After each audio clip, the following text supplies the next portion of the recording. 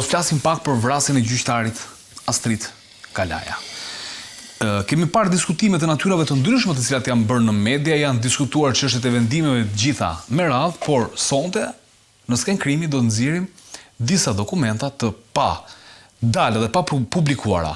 Më parë që tregojnë për një vendim të zyrës përmbarimore që i kërkonte ndihmë policisë së shtetit. Të lutem regjia nëse mund ma kalosh në ekran të madh sepse do dua ta lexoj pak, ta kalojmë në full screen të gjithë gjën, sepse ka detaje interesante kjo histori dhe unë do përpiqem ndoshta pak më shumë me avokatin që të kuptojmë se çfarë ka ndodhur dhe çfarë është ky vendim i plot i gjithë gjës. Mirë, unë po bëj një lexim të kësaj, ndoshta kanë këtu në telefon, avokat ka nevojë të lexojë vetëm pjesën e dytë, ndoshta faqen e dytë. Pjesën e fundit më mirë. Okej, pjesën e fundit. Atëherë më kalo tek fotoja tjetër nëse mundesh, të lutem. Regjia po ta shohim. Okej. Atëherë, më datë 22 i 7/2020, përmbaruesi gjyqësor u paraqit në vendin e ekzekutimit ku ishte dhe në palë në proces ekzekutimi, siç parashikon ligji, pra. Përfaqësues të policisë nuk u paraqitën në vendin e ekzekutimit. Në vendin e ekzekutimit kishte prezencë të madhe të banorëve të cilët kundërshtonin për zbatimin e vendimit gjyqësor. Prej kreditorit jam informuar që prej banorëve, nga të cilët ishin madhore, gra, burra dhe fëmijë minorenj që ushtruan dhunë verbale dhe fizike ndaj tij. Prej mosmbështetjes së përfaqësuesve të policisë, ekzekutimi i këtij titulli u bë i pamundur. Për këtë arsye, përvimin e procesit u caktuan datat për ekzekutim 5 gusht 2020, 30 shtator 2020, 28 tetor 2020, 12 nëntor 2020, 25 nëntor 2020, kemi datën 9 dhjetor 2020, 17 shkurt 10 mars 2021, 18 gusht 2021, 2 shtator 2021, 22 shtator 2021 dhe vazhdon domethënë deri në datën 18 nëntor 2021. Por sërish nuk u kryen për shkak të mosprezencës dhe mbështetjes së forcave të policisë. Gjykata e Apelit Shkodër, pra një pikë e rëndësishme këtu avokat, me vendimin gjyqësor datë 28 janar 2021 ka vendosur prishjen e vendimit numër 644 datë 25 shtator 2020 të gjykatës së rrethit gjyqësor Shkodër dhe kthimin e çështjes për rigjykim në po atë gjykat me një tjetër trup gjykues. E gjeni bashkëlidhur praktikës përmbarimore. Nga sa përshkruan më sipër, vlerësohet domosdoshmëri për marrjen e masave për prezencë të forcave të policisë për pasi ambientet e sipërfaqeve për ekzekutimin e vendimit janë të lira. Për vendosjen në posedim të kreditorit Gjosh Shkambi mbi këtë pasuri është saktuar data 10 dhjetor 2021, 10 dhjetor 2021, ora 10 e në vazhdim në vendodhjen e pasurisë. Adresa rruga Inxhinier Gjivalin Gjadri, ish shkolla rezerva Shkodër. Tani, avokat, më thuaj. Përpara se të kaloj me pyetjen, do jap një informacion të rëndësishëm. Këto foto janë dërguar zyrtarëve të lartë të policisë së shtetit në vitin 2021 nga familjarët familjes Shkambi. Dhe kërkoi zgjidhja e këtij problemi. Por thënë kjo që po them, nuk dua ta lidh fare me atë se çfarë ndodhi me vrasjen e gjyqtarit Astrid Kalaja, pasi do të pranojmë që është një veprim, një ngjarje e pajustifikueshme në çdo lloj forme, pasi drejtësi kjo është ka shkallët e saj dhe ka proceset e saj. Ne do ta pranojmë këtë deri në fund. Vrasja e gjyqtarit është e patolerueshme, por unë këtu sonte dua të sqaroj për mënyrën se si kur ka vendime të tilla, kush shkon në mbështetje, si organizohet, avokat tani ma sqaro pak. Je avokat, je njohur shumë i mirë këtyre çështjeve. Të njohë domethënë personalisht për këtë çështje dhe ma shpjego pak.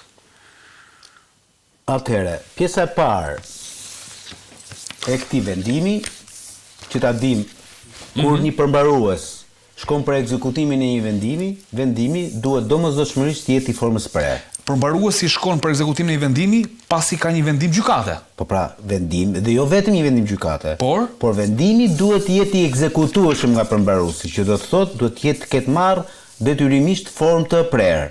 Pra mund të jetë një vendim i shkallës parë i cili nuk është apeluar nga pala tjetër dhe për shkak të kalimit të afatit ligjor ka marrë formë prerë, ose është një vendim gjykatës apelit apo gjykatës lartë që ka marrë formë prerë. Pra, një vendim i ekzekutueshëm nga përmbarimi, se përmbarimi nuk ekzekuton dot, po s'ka qenë vendim i formës prerë. Okej. Ky vendim, pavarësisht se nuk e di kujt i referohet, po e marr të mirë qenë që nuk ka bërë gafë përmbaruesi në rastin konkret, sepse logjika më çon këtu.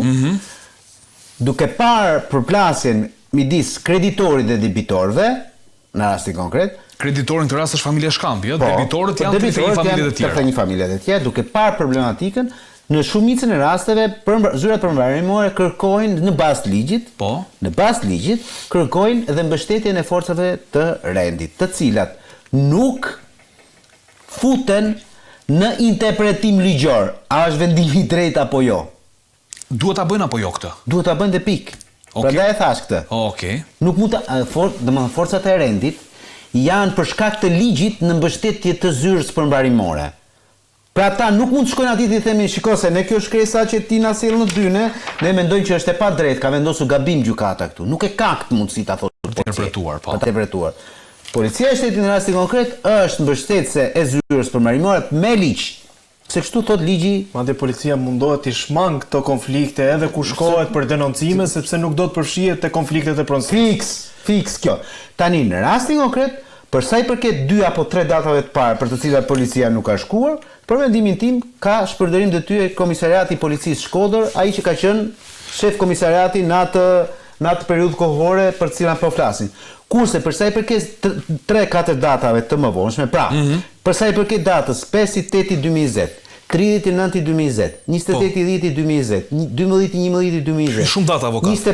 25/11/2020, 9/12/2020 dhe ndalo këtu. Po. Këtu ke 1, 2, 3, 4, 5, 6 herë shkelje detyre nga ana e shefit komisariatit aso kohët policisë Shkodrës. Tani avokat pa dashur të ndërhyj ke pjesa juaj, në 6 kërkesa që bëhet, kjo nuk mbetet përgjegjësia vetëm tek shefi komisariatit. Këtu e gjithë drejtoria e Shkodrës i bie që nuk ka funksionuar përballë këtyre kërkesave. Një herë është më duhet zgjeruar pesha e përgjegjësisë, sepse paktën edhe nga informacionet që neve kemi marrë lidhur me këtë ngjarje, personat që ajo që tha Andi pak më parë që nuk justifikon asgjë, personat të cilët janë sot në bankën e të akuzuarve për krimin që kanë kryer, e kanë ndjekur këtë procedurë edhe pa marrë këtë vendim. Pra, ato kanë shkuar për të kërkuar ndihmën e policisë edhe më parë tek drejtuesit, tek shefi komisariatit, tek gjithë, dhe i gjithë mekanizmi nuk ka funksionuar si përpara kësaj shkrese, por edhe pas kësaj shkrese. Dhe është e drejtë ajo që thoni sa i takon mos veprimit që ato kanë kryer. 6 herë po të them pra. Se ndava këtë. Ndëror mos shko aty kot. Nuk do shkoj atje. Jo, lere. Ke data, njësoj ke data. Jo, kthej data. Ke data. Ke data, njësoj ke data. Pastaj sa ka filluar 17/2021 e këtej, nuk mundet të ekzekutohesh asnjë vendim sepse e para një ke qenë në pandemi. 2021, 17/2 ke qenë prak pandemie vlla. Jo, ka qenë, shikoj, pandemia është 2020, në mars 2020 që nisi. Jo, më 2020 apo 2020? Ka kaluar çështje karantinës e të gjitha. Okej, atë 7/2/2021 prap nuk mund të ekzekutohej sepse në datën 28 i pari ishte më përpara. 2021 pra let 4-5 ditë më përpara, gjykata e Shkodrës apelit e ka kthyer çështën edhe një herë për rishqyrtim gjykatën e shkallës parë. Kthehej në faqen e dytë. Më kalohet tek faqja tjetër, të lutem regjia. Okej, këtu jemi. Gjykata e apelit Shkodrës me vendimin gjyqësor datë 28 i parë 2021. Po. Pra 4 ditë, 5 ditë përpara asaj datës të shkurtit 2022. Okej. Të 2021, pra 17/2. Po, nuk do duhet të bënte tentativë për ekzekutim. Po, nuk bënte dot, sepse ka dalë nul. Ka dalë nul vendimi. Por një data 5 gusht, 30 shtator. 6 herë, mos u lë numër. 1, 2, 3, 4, 5, 6 herë. Për 6 herë do duhet të kryer. 6 herë shpërdorim detyre. Okej. 6 herë shpërdorim detyre në rastin konkret. Tani ta marrim të lutem më kalo edhe një herë tek fotoja e parë gjia sepse dua të sqaroj diçka, sepse kjo është drejtuar kërkesë për bashkëpunim drejtuar Bashkisë Shkodër dhe baza ligjore është neni 523 kodit procedurës penale, okej, për shërbimin për mbarimor gjyqësor privat. Tani, përse i shkon Bashkisë Shkodër kjo? Sepse Bashkia Shkodër ka qenë parë në këtë gjykim. Okej. Atëherë, historia e kësaj çështje ka qenë e tillë, Andi. Prona me konfesim prone është të njohur familjes Shkambi dhe trashëgimtarëve. Ata kanë të drejtë ta blejnë parët. Jo ta blejnë. Nuk ka lidhje blejnë. Nuk trualli. Okej, trualli po. Familjes Shkambi. Trualli në flasëm bravo. Po trualli ka qenë i familjes Shkambi, gjithë dhe kthimi dhe konfesim prone. aty mbi atë ka qenë një ish fabrik puce drejt shejtanit. Reparti i rezervave, shkollës së rezervave 2 vjeçare. Okej, ja këtë. Ka qenë këtu te kjo fabrik, te kjo godin janë futur me lejen e Bashkisë Shkodër 30 apo 31 familje, 31 familje, të cilët ja kanë akomoduar këtu sepse kanë qenë të pastre. Okej. Tani kjo mund të jetë një periudhë kalimtare. Për një farë periudhe, po. Po, kalimtar, 1 vit, 2, 3, 4, 5. Dhe është detyrimi pasaj i bashkisë, domethënë që nëpërmjet atyre banesave sociale tu gjinte pozicionin vendi këtyre. Nuk ka mjaftuar kjo, se kjo histori ka dolë në vitin 90, 93, 94, 95, diçka e tillë. Në vitin 2011-2012, duke shkuar, duke pasur në dispozicion ligjin e legalizimit, këto familje janë drejtuar Bashkisë Shkodër dhe kanë kërkuar domethënë që pronat të cilat i dispononin prej X vitesh, 10, 12, 15 vite, të kishin mundësi domethënë që ti privatizonin. Okej. Dhe Bashkia Shkodër teorikisht dhe praktikisht u ka miratuar një gjë të tillë. Madje këta kanë bërë dhe pagesë në Bashkinë Shkodër për bler godinën dhe për të bërë secili ka bërë X lek, ka derdhur X lek. Këtu fillon problemi sepse në këtë moment kur Bashkia Shkodër u pranon këtyre legalizim në një tokë që s'është e tyre. Këtyre familjes Shkëmbi Xhaji kishte dalë me kohë e me vak certifikata e pronësisë bitruallin. Tani kjo ndërtesë Morandi nuk qëndron në ajër. Ka një tokë. Ka një tokë. Po gafa më e madhe e shtetit shqiptar, këtu ka shumë, po domethënë këtu kam thelbin e diskutimit. Unë kam problemit e policia, te bashkia. Se ligji i legalizimit që ne kemi bërë këtu, ligji i legalizimit qëndron mbi ligjin e pronësisë të hipotekës. Tu është ka për shkokër me dorë, burr. Pra, më futemi çështje që unë se kuptova tani. Ma shpjegoj shkurt që ta kuptojnë dhe qytetarët. Shumë thjesht. Kur ti ke ndërtuar në një tokë private, pa leje ndërtimi. Po, në tokën time. Ti je i paligjshëm. Ti je i paligjshëm, jo tokën tënde, jo. Në një tokë private tjetër. Nuk është private tjetër. Je zaptues ti, por pas viteve 90, jo para viteve 90. Mos ngatrohemi. Pas viteve 90, ti e bërë zaptues në 1996 ke shkuar e ke zaptuar tokën e Merinit. Merini ka pastruar, po nuk ka pas mundësi ai të vritet me armë ty o vlla. Pik, po toka është e tia. Ti ke shkuar dhe ke ndërtuar aty. Tani shteti e di shumë mirë që këtë trullin këtu me certifikat pronësie ka Merini. Ti shkon bërë kërkesë për legalizimin e një objekti të cilën e ke ndërtuar pa leje dhe thua unë bazë të ligjit të legalizimit dua që ta legalizoj ndërtimin tim pa leje. Dhe shteti i thot saposi legjitimohet, ndërkohë ky shteti i thot shikoj po ke drejt ta legalizosh, legalizohet ti. Po prit më si e legalizon është në tokë time. Legalizohet ti pastaj dhe neve pastaj andit në bazë të ligjit për hipotekën dhe pronën do t'ja vlerësojmë ato 200 metra katror që ja ke zënë ti truall në bazë të çmimit të tregut, të çmimit të shtetit. Pra, nëse është 2000 lekë metri katror këtu, do më jap për 200.000 lekë. E kupton domethënë se çka ka bërë shteti këtu në këtë kuptim. Un kam me qindra kështu pronash në raste të tilla. Ka edhe një problem që nëse vlera e asaj pagesës legalizimit që bën është më e madhe se sa, është më e madhe se ajo që ti ke paguar për të përfituar atë pronë, ti nuk përfiton fare, por pagesa krahasohet me vitin që ti e ke kthyer, jo me vitin aktual të kohës që flitet dhe kur është prodhuar konflikti. Sepse mund të ketë 200 lekë atëherë. Atëherë dhe gjithmonë në rast për çfarë po flasim. Kjo është e njëjta gjë ka ndodhur atje në Shkodër. Dhe këtu nuk është thjesht problemi domosdoshmë një mos ekzekutimi të kësaj çështje. Këtu gafa ka në fillim nga Bashkia e Shkodrës që s'po marr përgjegjësi, që do duhet marrë përgjegjësi, ai që ka qenë. Këta i thon Lorenz Luka, unë nuk e di, ka qenë. Kryebashkiak në atë kohë kam përshtypjen. Lorenz Luka. Po, ai është për folurësi. Ai është për folurësi. Duhet parë tek se në kryebashkiak në 2012. Kur është dhënë vendimi 2012, Kur është dhënë vendimi. Kur ai ka planuar, sepse shikoj Omerin. Mjafton të domethënë që Bashkia e Shkodrës thoshte, u pas kam harruar që u kam lënë aty.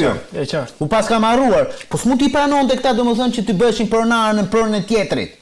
Dhe për më tepër pastaj është janë nicejakët e gjykatës që e kthen çështën një herë shkallë të parë, apel, gjykatë lartë, e kthen edhe një shkallë të parë. Megjithatë, avokat, kjo është nga ato çështje tipike që pingpongu i institucioneve vjen nga bashkia që tek ajo që ka bërë legalizimin, pra institucioni që ka bërë tek policia e deri tek gjykata që për fat keq prodhoi dhe një viktimë. Është i gjithë zinxhiri që ka ngecur. Nuk shkon asnjëri te gjykata. Më dëgjoj me kujdes, se gjykata s'ka mëkate, do ta them këtë fjali pa më ndërpret lutem.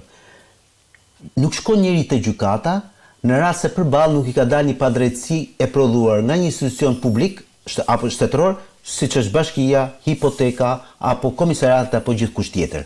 Të sigurojnë që s'ka nevojë njëri të shkojë qytetari te gjykata apo nëse e zgjidh çështën te hipoteka.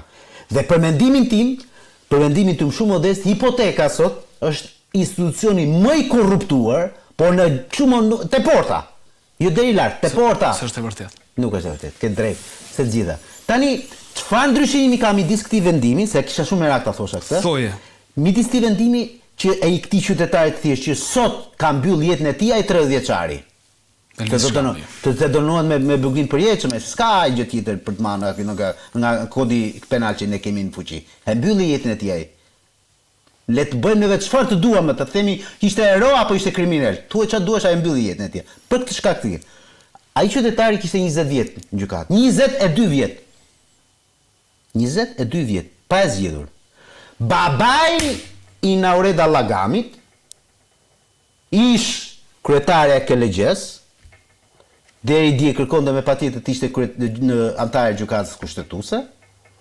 Në vitin 2020 çon një padi në gjykatën administrative të shkallës parë në Tiranë, ku kërkon që t'i njihet pronësia në lidhje me një pronë e cila sipas tij ishte zaptuar me pa drejt nga një pronar televizion. Nuk po e them pronar televizion se s'kemi lidhje me televizion, po di se është. Jam me çështje. Jam me çështje. Dhe i kërkon gjykatës administrative në shkallë të parë në Tiranë, i kërkon 3 milionë euro dëshpërblim.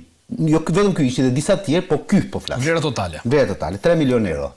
Në 2020, pas rreth një viti fiks, dorë më dorë, 2021, gjykata administrative Tiranë i jep të drejt babait të Naureda Allagamit, dhe i thot po ti ke të drejtot për të dëmë shpërblyer për atë pronë 3 milionë euro. ATP-ja, Agjencia e Trajtimit Pronës, e cila ishte palë në këtë konflikt, le themi, e çon çështjen në apel. Fiks 13 muaj më vonë, në 2022, 13 muaj më vonë, gjykata e apelit administrativ lë në fuqi vendimin e shkallës parë. Pra, legjitimon 3 milionë eurot. Çështja shkon prapë me rekurs në gjykatën e lartë, dhe në vitin 2024 fiks një vit e një muaj nga vendimi i apelit, gjykata e lartë legjitimon dy shkallët e tjera të gjykimit dhe lën në fuqi vendimin me 3 milionë euro për babain e Naureda Allagamit. Tani do më thuash thjesht çfarë do të ta mbyll me këtë këtë. Tani unë nuk merrem a ka të drejtë babai Naureda Allagamit apo jo. Mund të ketë tërësisht të drejtë që të gëzoj pronën e tij dhe të marrë jo 3 milionë, po 30 milionë euro që sa ajo pronë vlerësohet me aq. Problemi qëndron këtu. Se si është e mundur më zotëri nderuar që kjo reforma e re në drejtësi, kjo drejtësia jonë e re, kalon 3 shkallë të gjykimit, në harkur në pak se 3 vite e gjysmë 4 vite. Pra, shkallë parë, apel, gjykatë lartë, gati për 4 vite. Kur ne e dim shumë mirë që një gjykim në shkallë të parë në administrativën e Tiranës shkon 2 vjet. Të paktën 2 vjet. Një divorc shkon deri. More 2 vjet po të them unë. Po shkoj në apelin administrativ në Tiranë, po të doli pa 8 vjet. Hajde më thuaj mua se çfarë do bëj. 8 vjet. Pra po më thuaj që në sistemin shqiptar ka njerëz cilët e marrin drejtsinë më shpejt. Jo, nuk po thot, po vën. Po u ta bëj me fakt më. Po vën përballë. U ta thash me fakt më. E po ma përmbledh me një fjali. Ta mbylla më. Se po e them unë. Po ti je babai i Naureda Allagamit, ish kryetare e KLG-s, Po, Këshilli Largjësor. Po, kupola e drejtësisë shqiptare. Ti e mbyll një vendim për 3 milionë euro ose 30 milionë euro, se s'më intereson kjo si histori, fabula, për 4 vjet. Më pak se 4 vjet. Po ti ta kesh emrin Andi Bora apo Leonard Karaj, për një vendim të tillë, plus apo minus, minimalisht do duhesh 20 vjet. Këti zotëris janë dashur 22 vjet dhe nuk e ka zgjedhur dot. 22 vjet. Dhe akoma është pas zgjedhur. Dhe është akoma pas zgjedhur. Tani, më trego mua ti, valla se u du të shmendem nga kjo. Se si është e mundur që për këtë zgjedhje për 3 vjet, 4 vjet, të gjitha shkallët e gjykimit, kurse për një qytetar të thjesht, që na kapin për ditë nga xhaketa, sa është bërë puna jonë. A e kuptoni që edhe puna, unë flas për veten time, nuk flas thjesht për mirësinë e qytetarëve, po e bëj kështu pragmatizëm total, egoizëm. Po. Ore, po na kapin njerëzit për ditën për xhaketa. O avokat, ç'a bëjmë? Dash çështën gjyqësore, se sa. Po ç'a të bëjmë zotëri? Në gjykatën e apelit administrativ duhet të presësh 8 vjet për një çështje. O kryej avokat. Kurse këta e bëjnë për një ditë. O kryej avokat. Ti Lardian Vorani dhe ai me gjithë respektin për Gledis Nanon, shumë respekt për atë si personazh, e merr vendimin Gledis Nanon në shkallën e parë, dhe në shkallën të dytë, Ardian Vuran, sa ai ka qenë relatori, ja ka dhënë brenda një viti. Brenda një viti. Okej, mirë, duke se ka padrejsi këtu avokat. Jo më jas ka si gjë këtu. Duke se ka shumë padrejsi në sistemin ton gjyqësor dhe jo më koton zgjodha që këto materiale sot ti referoja dhe ti publikoja për herë të parë se tash nuk kanë dalë dokumente të tilla, për të kuptuar më shumë, siç tha dhe avokati, këtu policia e Shkodrës ka qenë në shkelje 6 herë që nuk ka shkuar për të mbështetur përmbaruesin për të ekzekutuar një vendim për të liruar një objekt, si kundër dhe Bashkia Shkodër. Dhe siç e kemi parë në të gjitha historitë e përplasjeve, duke se faji shkon ping-pong në institucione të ndryshme dhe sigurisht godet rënd qytetarin shqiptar.